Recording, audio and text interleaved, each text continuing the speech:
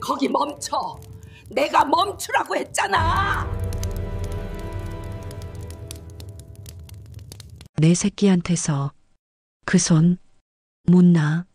30년 전 딸을 잃은 트라우마에 갇혀 살던 60대 노모.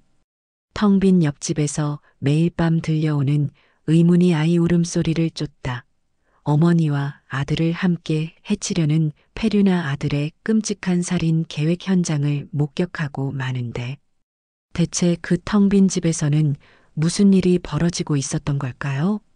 경찰조차 할머니가 치매라며 무시했던 그 끔찍한 비명. 악마 같은 아들이 어머니와 손자를 해치우기 위해 준비한 소름 돋는 살인 도구의 정체는 과연 무엇이었을까요? 오늘 이야기는 이웃의 무관심 속에서 30년의 죄책감을 안고 살던 한 어머니의 처절한 기록입니다. 만약 여러분이 이 기이한 울음소리를 들었다면 과연 용기를 내어 그 문을 두드릴 수 있었겠습니까? 여러분의 공감과 응원의 댓글, 그리고 구독과 좋아요는 이 용감한 할머니의 이야기가 더 멀리 퍼져나가는 큰 힘이 됩니다. 그날 밤 모든 비극의 시작은 낡은 벽지를 타고 넘어온 바로 그 기이한 소리였습니다. 지금 바로 이야기를 시작합니다. 제 나이 68, 박순자입니다. 이 낡은 연립주택 201호에서 남편 먼저 보내고 홀로 산 지도 어언 30년이 다 되어갑니다. 이웃이라곤 담벼락 하나를 사이에 둔 202호가 전부지만 그 집은 사람이 사는지 죽었는지 알 수 없을 만큼 조용했습니다. 아니, 정확히는 어젯밤 그 소리를 듣기 전까지는 그렇게 믿었습니다. 그날 밤도 뒤척이다 겨우 잠이 들려던 참이었습니다. 새벽 2시였을 겁니다. 멀리서 아이 울음소리가 들렸습니다. 처음엔 잘못 들은 줄 알았습니다. 귀가 먹먹해 다시 귀를 기울였습니다. 소리는 분명 옆집 202호의 벽을 타고 넘어오고 있었습니다. 아주 어린 아기, 아니 서너 살은 되었을 법한 아이의 울음소리였습니다. 흐느끼는 소리, 무언가에 겁에 질려 목이 쉬어버린 듯한 그런 소리였습니다. 순간 온몸의 피가 차갑게 식는 것 같았습니다. 저는 저도 모르게 침대에서 벌떡 일어나 마치 홀린 사람처럼 벽으로 다가갔습니다. 차가운 시멘트 벽에 귀를 바싹 갖다 댔습니다. 틀림없었습니다. 아빠 잘못했어요. 으윽. 아이의 목소리는 벽을 타고 제 심장으로 그대로 파고들었습니다. 왜 하필 저였을까요? 왜 하필 저에게 이 소리가 들려야만 했을까요? 30년 전, 바로 이 집, 이 안방에서 저는 5살 난 제 딸 샛별이를 잃었습니다. 그날 저는 잠깐 저녁거리를 사러 시장에 나갔습니다. 아이가 자는 줄로만 알았습니다. 그런데 낡은 연탄 아궁이에서 불씨가 옮겨 붙을 줄이야. 제가 시장에서 돌아왔을 때 골목은 이미 연기로 자욱했습니다. 샛별아, 샛별아. 이웃들은 그저 발만 동동 구르고 있었고 저는 미친 사람처럼 불길 속으로 뛰어들려 했습니다. 사람들이 저를 붙잡았습니다. 이미 늦었어, 순자 씨. 정신 차려. 그날 이후 제 시간은 30년 전 그 골목에 멈춰버렸습니다. 이웃의 무관심 속에서 제 딸은 그 작은 방에서 얼마나 무섭고 고통스러웠을까요? 그날 이후 저는 다짐했습니다. 다시는 누군가의 비명을 외면하지 않겠다고. 다시 현재 새벽 2시 숨막히는 침묵이 흐르는 와중 벽 너머의 울음소리가 점점 격해지기 시작했습니다. 아이의 울음소리 사이로 둔탁하게 무언가를 때리는 듯한 소리가 섞여 들려왔습니다. 퍽, 퍽 하는 소리와 아이의 비명이 들려왔습니다.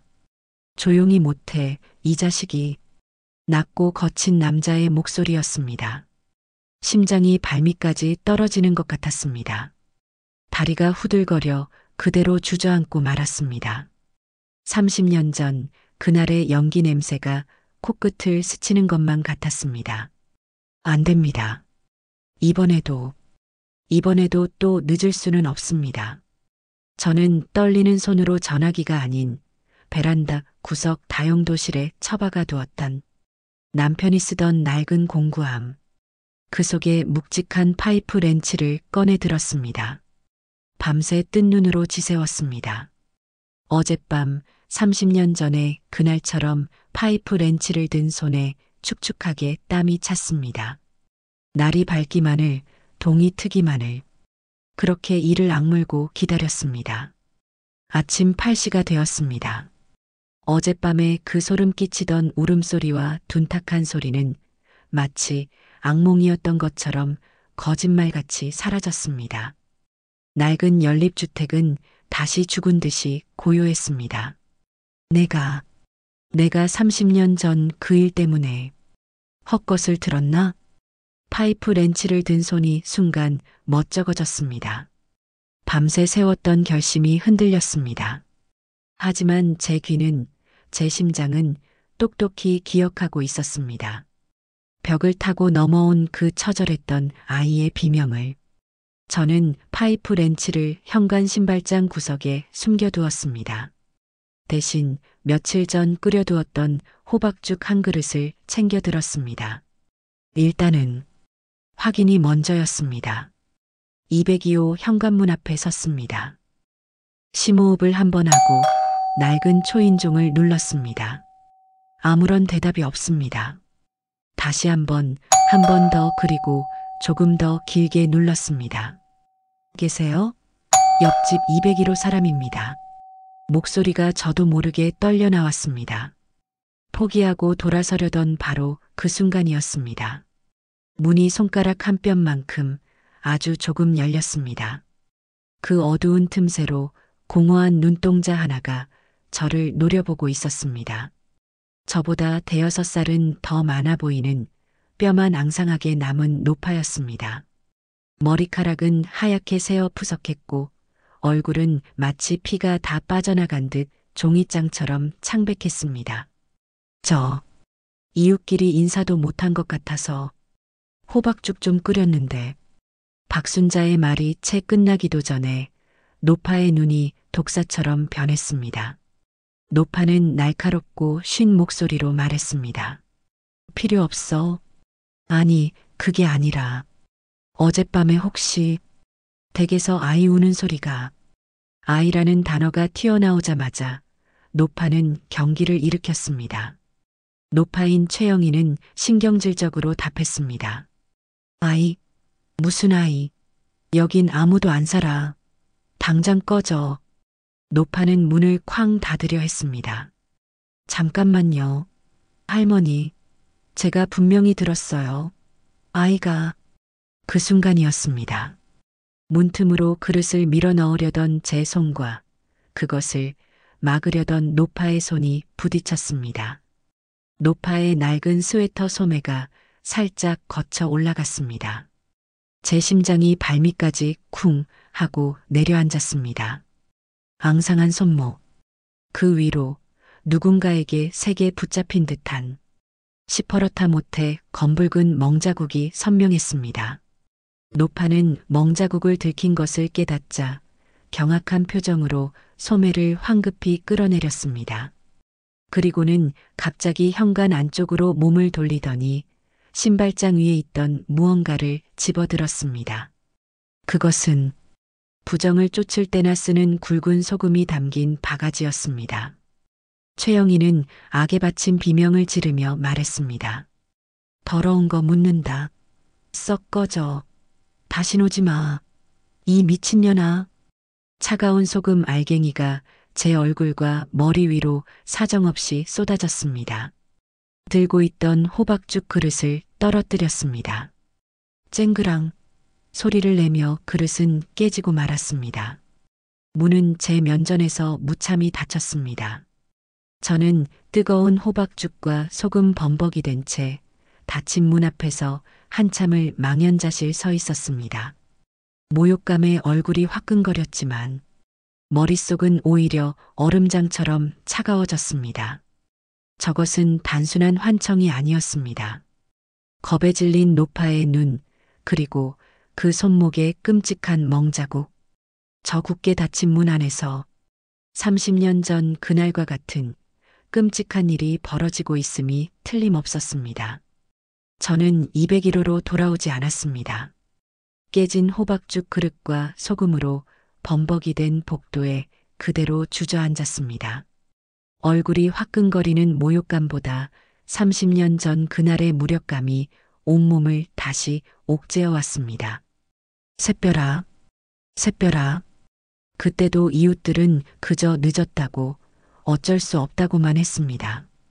그 손목의 멍, 그것은 늦지 않았다는, 살려달라는 비명이었습니다.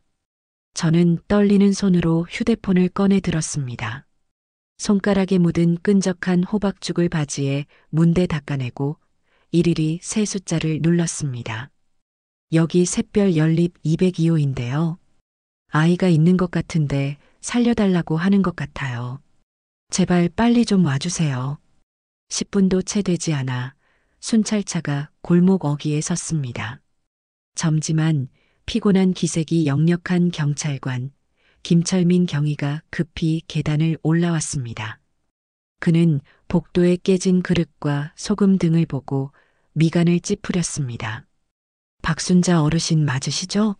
신고하신 분. 이게 다 무슨 일입니까? 저는 제 얼굴에 남은 소금 자국을 닦아낼 생각도 못한 채 어젯밤부터 들었던 아이 울음소리와 방금 전 눈앞에서 본 끔찍한 멍자국에 대해 횡설수설 하지만 절박하게 설명했습니다. 저 노파가 제정신이 아니에요. 하지만 멍은 진짜였어요, 경관님. 김철민은 표정이 굳어지며 말했습니다. 알겠습니다. 어르신, 잠시 뒤에 계세요. 김경희는 굳게 닫힌 202호 현관문으로 다가갔습니다. 쾅, 쾅, 쾅. 김경희는 202호 문을 거칠게 두들겼습니다. 202호 계십니까? 경찰입니다. 문 좀 열어보시죠. 잠시 침묵이 이어졌습니다. 안에서는 아무런 기척이 없었습니다. 김경희가 한 번 더 문을 치려던 순간이었습니다. 문이 아까보다 더 좁게 딱 얼굴 하나만 보일 정도로 열렸습니다. 아까 그 노파 최영이었습니다. 그런데 이상했습니다. 저에게 소금을 뿌리던 그 광기 어린 모습은 온데간데 없었습니다. 그저 모든 것을 체념한 듯 공허한 눈으로 김경희를 바라볼 뿐이었습니다. 그리고 그 노파의 등 뒤 어두운 집 안쪽에서 키가 큰 남자의 그림자가 희미하게 어른거리는 것 같았습니다. 202호 최영희 어르신 맞으십니까? 댁에서 아이 울음소리가 들린다는 신고가 접수됐습니다. 혹시 댁에 아이가 있습니까? 최영희는 저를 힐끗 아주 원망스럽다는 듯이 쳐다보더니 김경희에게 힘없이 대답했습니다. 최영희가 목소리가 기어들어가며 말했습니다. 아이, 없습니다. 여긴 저 혼자 삽니다. 박순자는 뒤에서 소리쳤습니다. 거짓말, 거짓말이에요. 그럼 그 손목의 멍은 뭡니까? 아까 나한테 소금은 왜 뿌렸고요? 김경희의 눈빛이 날카로워졌습니다. 어르신, 실례지만 손목 좀 보여주시겠습니까?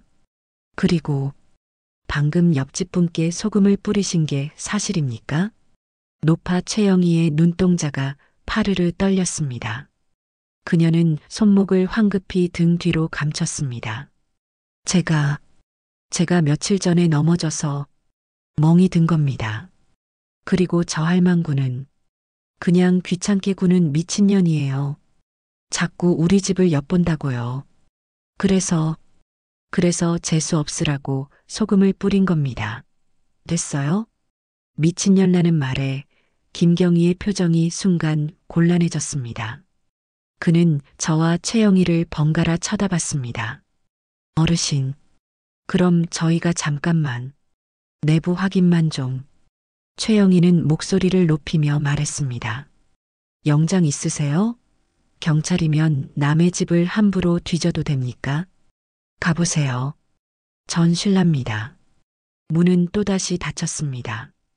김경희는 굳게 닫힌 문을 보며 깊은 한숨을 내쉬었습니다. 박순자 어르신, 정황은 알겠습니다만 저희가 강제로 들어갈 명분이 없습니다. 김경희는 잠시 망설이다가 주머니에서 명함 한 장을 꺼내며 이건 제 명함입니다. 저도 저 높아분 눈빛이 영 마음에 걸려서요.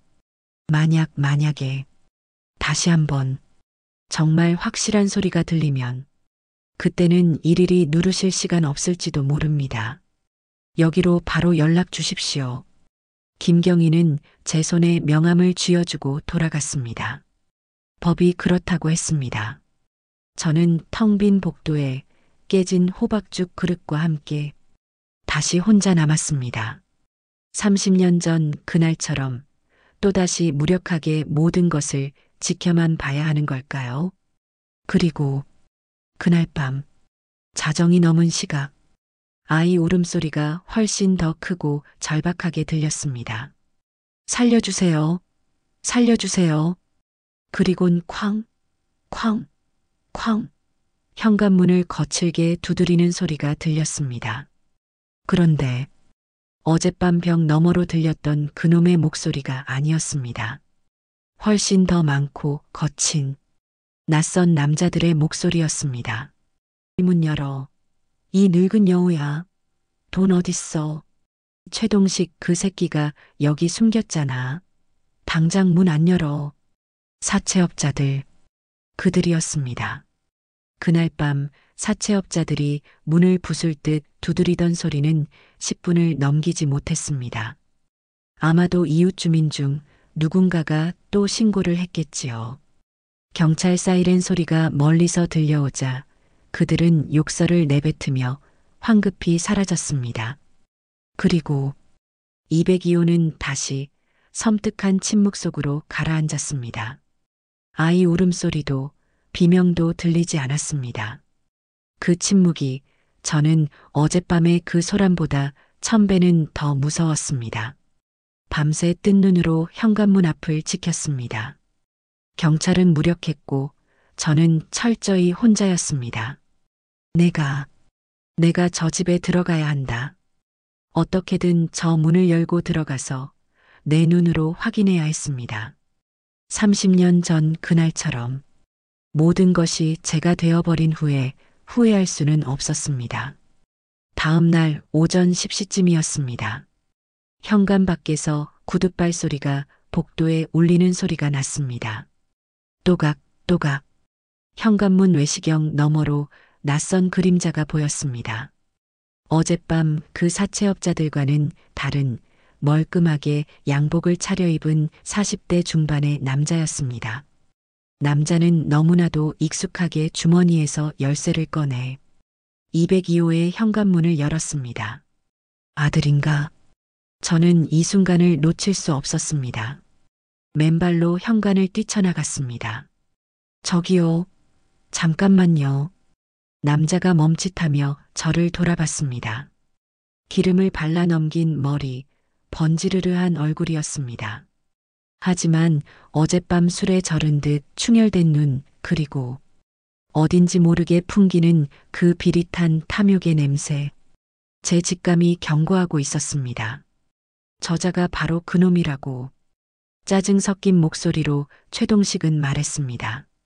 뭡니까, 할머니는? 나 201호 사는 사람이요. 댁에 어르신, 최영희 할머니, 괜찮으신 거요? 어젯밤에도 그렇고 그저께도. 제 말이 끝나자 남자는 갑자기 과장되게 깊은 한숨을 내쉬었습니다. 그리고는 180도 태도를 바꾸어 아주 공손하고 걱정스럽다는 표정을 지었습니다. 아, 옆집 어르신이셨군요. 아이고, 죄송해서 어쩌죠. 제가 아들 최동식입니다. 사실 저희 어머니가 치매가 좀 있으십니다. 치매요? 예.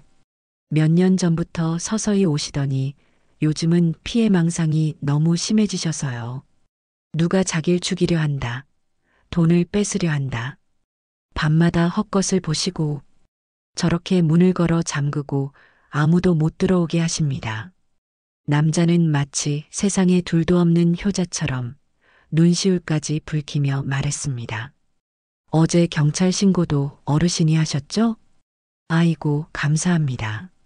저도 일 때문에 바빠서 자주 못 들르는데 이웃에서라도 신경 써주시니 정말 너무나도 그럴싸한 연기였습니다. 저 노파가 치매라고? 그럼 내가 들은 아이 울음소리도 그 손목의 멍자국도 전부 치매 노인의 망상이고 자해란 말인가? 제가 혼란스러워하는 것을 눈치챈 순간 남자의 눈빛이 교활하게 빛났습니다. 최동식은 교활한 눈빛을 띠며 말했습니다. 그런데 어르신, 제가 하도 궁금해서 아까 경비실 영감님한테 좀 여쭤봤습니다만 어르신께서도 30년 전에 따님을 잃으시고 많이 힘드셨다고 순간 머리를 망치로 한 대 얻어맞은 것 같았습니다. 그래서 가끔 헛것을 보시기도 하신다고 어르신께서도 얼마나 힘드시면 저희 어머니랑 동병상련이시네요. 이건 명백한 조롱이자 협박이었습니다. 너도 치매, 우리 엄마도 치매. 그러니 둘 다 헛것을 본 거다. 한 번만 더 나서면 너를 30년 전 딸 잃고 미쳐버린 노파로 만들어버리겠다. 최동식은 다시 싸늘한 표정으로 변하며 말했습니다. 저희 어머니는 제가 조만간 좋은 요양병원으로 모실 겁니다. 그러니 이만 신경 꺼주십시오. 그리곤 경멸하듯 웃으며 그리고 다시 한번 경찰을 부르시거나 저희 집 앞에 나타나시면 그때는 저도 업무방해나 주거침입으로 고소할 수밖에 없습니다. 아시겠습니까? 쾅 하고 문이 닫혔습니다. 저는 복도에 홀로 서서 방금 그 남자가 뱉어낸 독이 온몸에 퍼지는 것을 느꼈습니다.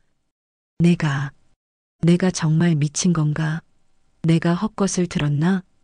30년 만에 처음으로 제 자신의 기억을 의심하기 시작했습니다. 그 남자가 최동식이라는 그자가 돌아간 뒤 저는 201호 제 집으로 도망치듯 돌아왔습니다. 치매, 헛것, 동병상련. 그자가 뱉어낸 말들이 독사처럼 제 귓가를 맴돌았습니다. 현관 구석에 숨겨두었던 파이프 렌치가 보였습니다. 저는 파이프 렌치를 집어들었습니다. 그리고 안방 장롱 깊숙한 곳 30년 전 딸아이의 베네저고리를 넣어둔 상자 옆에 그것을 밀어 넣었습니다. 그래, 내가 미쳤지. 늙은 게 주책이야. 그 남자의 말이 맞을지도 모른다는 공포가 아이의 울음소리에 대한 공포보다 더 저를 옥죄어 왔습니다. 나는 30년 전 딸을 잃은 충격으로 미쳐버린 노파일 뿐일지도 모릅니다. 그날 저녁 저는 일부러 텔레비전 소리를 가장 크게 틀었습니다. 시끄러운 트로트 가요 프로그램이 낡은 브라운관에서 울려 퍼졌습니다. 아무것도 듣지 않기 위해서였습니다. 밤 10시가 되었을까요? 시끄러운 텔레비전 소리를 뚫고 쿵, 쿵, 무언가 무거운 것이 벽에 부딪히는 소리가 들렸습니다. 저는 저도 모르게 리모컨을 쥐어잡고 음소거 버튼을 눌렀습니다. 잘못 들었나? 역시 다시 소리를 켜려던 바로 그 순간이었습니다. 쨍그랑 유리가 깨지는 날카로운 소리가 들렸습니다. 이어서 아이의 찢어지는 비명도 들려왔습니다. 잘못했어요. 잘못했어요, 아빠. 온몸의 털이 곤두섰습니다. 이건 환청이 아니었습니다. 아이의 비명은 절박했고 끔찍했습니다. 그리고 비명과 함께 퍽, 퍽, 그리고 냄새가 났습니다. 이게 무슨 냄새지? 음식 타는 냄새가 아니었습니다. 코를 찌르는 무언가, 플라스틱이나 천 조각이 타들어가는 듯한, 아니, 이건 30년 전 그날, 30년 전 샛별이의 방에서 피어오르던 바로 그 죽음의 냄새였습니다. 그놈이 아이와 노파를 불을 질러. 안 돼. 샛별아. 저도 모르게 30년 전 그날처럼 딸의 이름을 부르짖었습니다. 치매라는 모욕, 업무방해라는 협박. 그 모든 것이 연기처럼 사라졌습니다. 더 이상 경찰을 기다릴 시간은 없습니다. 그들이 오면 30년 전 그날처럼 모든 것이 제가 되어 있을 겁니다. 저는 휴대폰을 집어들었습니다. 손이 미친 듯이 떨려 글자가 제대로 쳐지지 않았습니다. 김철민 경위. 저번 그가 쥐어준 명함의 번호였습니다. 일일이에 전화를 걸 시간도 범인에게 들킬까봐 소리를 낼 수도 없었습니다. 저는 떨리는 손으로 문자를 찍었습니다. 202호. 불. 아이 위험. 빨리. 전송 버튼을 누르자마자 휴대폰을 바닥에 내던졌습니다. 그리고 장롱으로 달려갔습니다. 베네저고리 상자를 내팽개치고 가장 깊은 곳에 처박아 두었던 그 차갑고 묵직한 파이프 렌치를 다시 꺼내 들었습니다. 현관문을 박차고 나갔습니다. 202호 문틈 사이로 타는 냄새는 더욱더 역겹게 새어나오고 있었습니다. 202호 현관문 앞. 역겨운 연기가 문틈으로 새어나오고 있었습니다. 제 손에 들린 파이프 렌치가 땀으로 축축했습니다. 샛별아. 30년 전 딸을 구하지 못했던 그 무력한 손으로 저는 파이프 렌치를 낡은 현관문 자물쇠 틈에 쑤셔 넣었습니다. 열리라고. 온몸에 체중을 실어 파이프 렌치를 비틀었습니다. 쾅! 쩍! 굉음과 함께 자물쇠가 부서지고 문이 활짝 열렸습니다. 문이 열리자 매캐한 연기가 제 폐 속으로 한꺼번에 밀려 들어왔습니다. 콜록, 콜록. 불이야, 불. 아이는 어딨어? 저는 연기 자욱한 집 안으로 비틀거리며 뛰어들어갔습니다. 하지만 이상했습니다. 불길이 없었습니다. 화재가 아니었습니다. 거실 한가운데 웬 양철 쓰레기통 안에서 무언가가 활활 타오르고 있었습니다. 아이의 낡은 옷까지, 장난감, 그리고 사진첩이었습니다. 그리고 그 앞에 어제 봤던 그 번지르르한 놈, 아들 최동식이 서 있었습니다. 그는 한 손에 술병을 든 채 낄낄거리며 증거들을 불태우고 있었습니다. 최동식은 술에 취해 혀가 꼬인 목소리로 말했습니다. 이 미친 할망구가 진짜 감히 남의 집 문을. 그는 파이프 렌치를 든 저를 보고도 놀라지 않았습니다. 그저 모든 것이 귀찮다는 듯, 아니, 모든 것을 포기한 사람처럼 광기 어린 눈으로 저를 노려봤습니다. 너 지금 이게 무슨 짓이야? 아이는 어딨어? 최동식은 낄낄거리며 내 아들, 저기 있잖아. 저기. 최동식이 술병을 든 손으로 거실 구석을 가리켰습니다. 그곳에는 최영희 할머니가 있었습니다. 입에 재갈이 물리고 두 손이 청테이프로 묶인 채 벽에 기대어 쓰러져 있었습니다. 공포에 질린 눈으로 저를 보며 도망가라고 필사적으로 눈짓을 하고 있었습니다. 그리고 그 할머니의 품에 4~5살쯤 되어 보이는 작은 남자아이가 있었습니다. 아이 역시 입에 테이프가 붙여져 있었습니다. 이미 공포에 질려 울음소리도 내지 못하고 죽은 사람처럼 파랗게 질린 채 최영희 할머니의 품에서 미동조차 하지 않았습니다. 저는 그 자리에 얼어붙었습니다. 이것은 화재 현장이 아니었습니다. 살인 현장이었습니다. 이 악마. 최동식이 술병을 휘휘 저으며 말했습니다. 악마? 그래, 악마 맞네.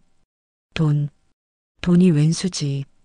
저 늙은 여우가 재산을 안 내놓겠다잖아. 저 꼬맹이한테만 다 준다고. 내가 아들인데, 내가 사채업자들에게 쫓기고 도박빚에 눈이 뒤집힌 아들이 어머니와 친아들을 감금하고 재산을 빼앗기 위해 협박하고 있었던 겁니다. 그리고 이제 아이의 모든 흔적을 증거인멸을 위해 불태우고 있었습니다. 최동식이 섬뜩한 웃음을 지으며 어차피 저 늙은이랑 저 꼬맹이 오늘 밤에 조용히 가스 중독으로 싹 다 죽을 거였어. 내가 아까 저 낡은 보일러 환풍관을 틈새 없이 틀어막고 배관도 살짝 비틀어 놨거든. 밤에 추워져서 보일러가 돌기 시작하면 일산화탄소가 이 방을 가득 채우게 될 거야. 냄새도 소리도 없는 완벽한 죽음이지. 침에 누인 내가 손자랑 같이 낡은 보일러 사고로 죽었다고 하면 끝이거든. 그런데 내가 그걸 망쳐버렸네? 이 미친 할망구가. 최동식이 비틀거리며 술병을 든 손으로 불타는 쓰레기통에서 무언가를 꺼내 들었습니다. 아직 불이 붙어 있는 아이의 야구 방망이였습니다. 새 증인을 만들어야겠네. 그리곤 최동식은 웃으며 말했습니다. 30년 전에 딸년 죽고 미쳐버린 노인네가 홧김에 이웃집에 불 지르고 자살했다. 이것도 괜찮은 이야기지? 안 그래? 최동식이 불붙은 야구 방망이를 들고 저를 향해 비틀거리며 다가오기 시작했습니다. 불붙은 야구 방망이를 든 최동식이 악마의 얼굴로 저를 향해 다가왔습니다. 연기가 매캐하게 집안을 채웠고 숨이 턱턱 막혔습니다. 30년 전 그날 불길 속에서 딸을 부르짖던 그 순간과 모든 것이 겹쳐 보였습니다. 오지 마. 살려줘. 저는 파이프 렌치를 든 손을 부들부들 떨었습니다. 그것은 공포이기도 했지만 동시에 놈을 방심시키기 위한 30년의 한이 서린 연기였습니다. 최동식은 비웃으며 그렇게 빌어야지. 하지만 어쩌나. 이미 늦었는데. 최동식이 방망이를 머리 위로 치켜드는 바로 그 순간이었습니다. 쾅! 부서진 현관문이 한 번 더 열리는 소리가 났습니다. 멈춰. 경찰이다. 최동식, 당장 손들어. 김철민 경이었습니다.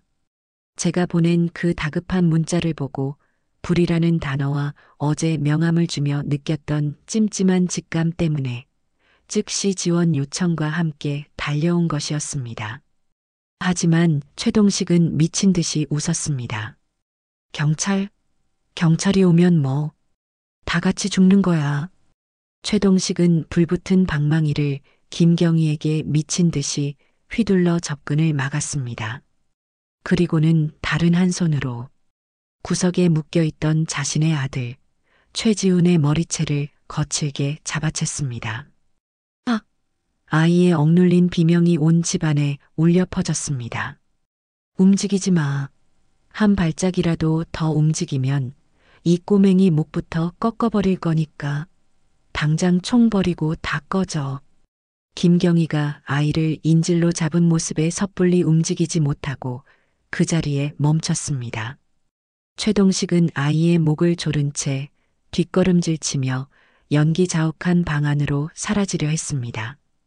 그놈이 아이의 머리채를 잡고 사라지려는 그 찰나의 순간 30년 전 딸을 지키지 못했던 제 눈에 불이 붙었습니다. 이번엔 절대 안 뺏겨. 저는 파이프 렌치를 바닥에 내던졌습니다. 내 새끼한테서 그 손 못 놔.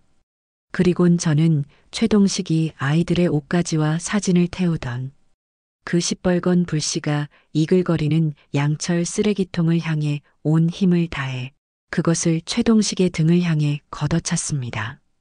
시뻘건 잿더미와 불씨가 최동식의 등과 머리 위로 쏟아졌습니다. 으아악! 놈은 아이를 놓치고 바닥을 구르며 비명을 질렀습니다. 바로 그 순간 김경희가 달려들어 놈의 팔을 꺾어 수갑을 채웠습니다.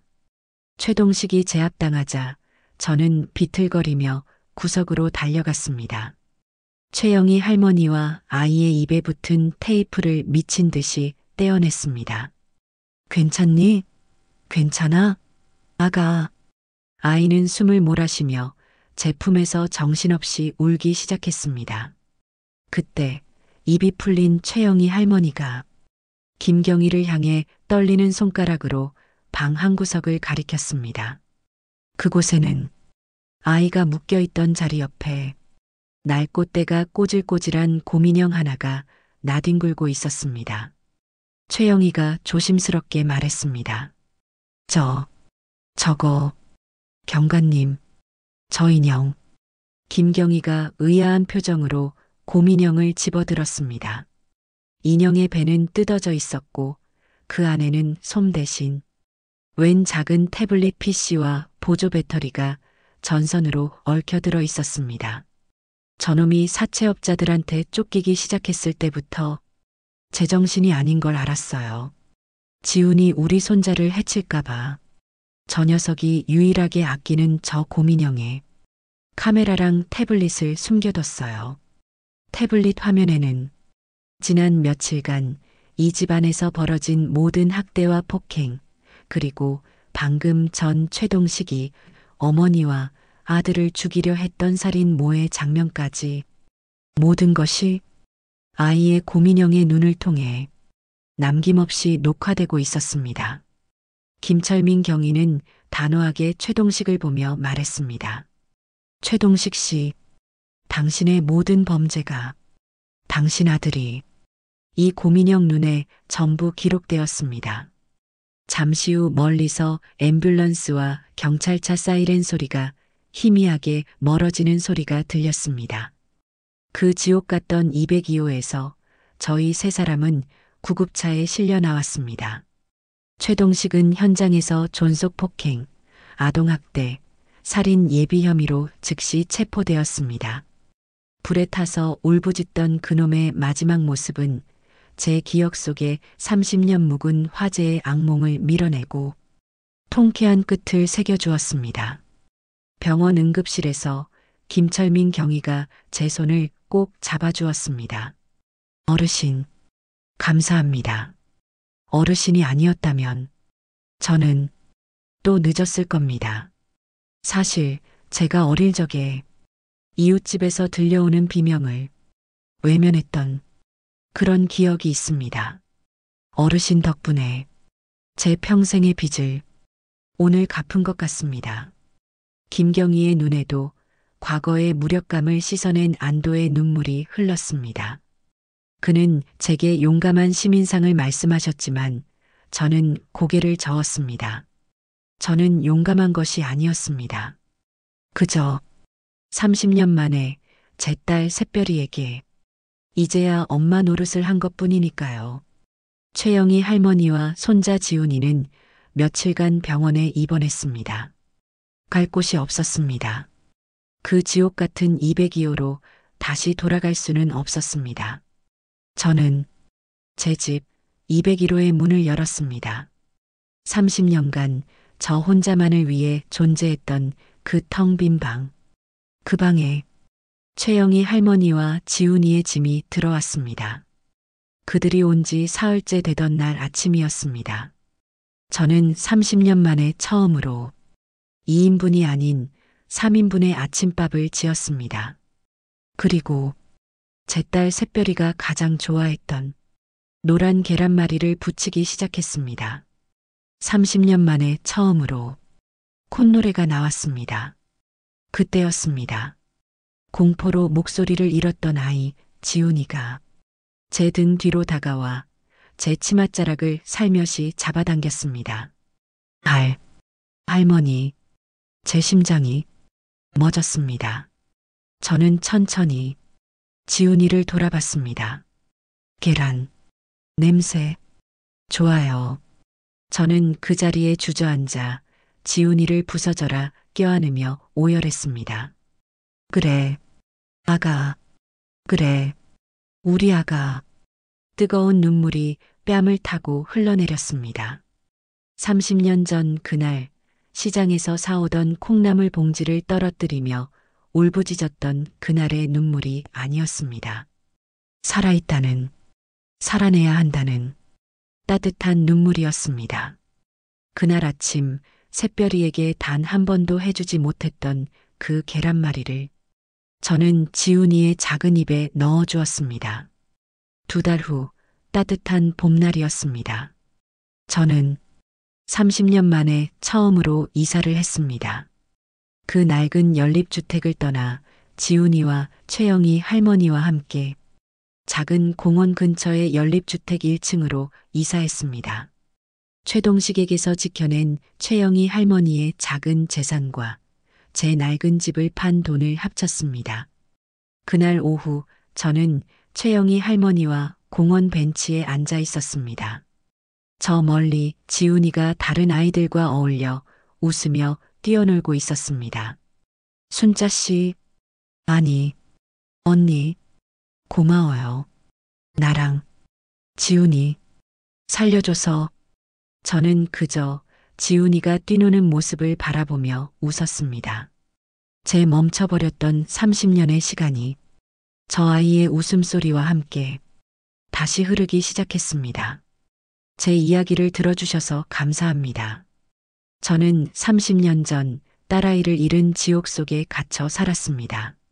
하지만 용기를 내어 닫힌 문을 열었을 때 저는 30년 만에 잃어버린 아들을 그리고 가족을 다시 얻었습니다. 혹시 지금 여러분의 시간도 과거의 어느 순간에 멈춰 있지는 않으십니까? 그 아픔을 외면하지 마십시오. 여러분의 작은 용기가 30년의 세월을 뛰어넘어 누군가를 살릴 수도 있습니다. 여러분의 가슴 따뜻한 사연과 응원의 댓글을 기다리겠습니다. 구독과 좋아요는 저 박순자와 지훈이가 새로운 삶을 살아가는데 큰 힘이 될 겁니다. 지금까지 샛별 연립 201호에 살았던 박순자였습니다. 감사합니다.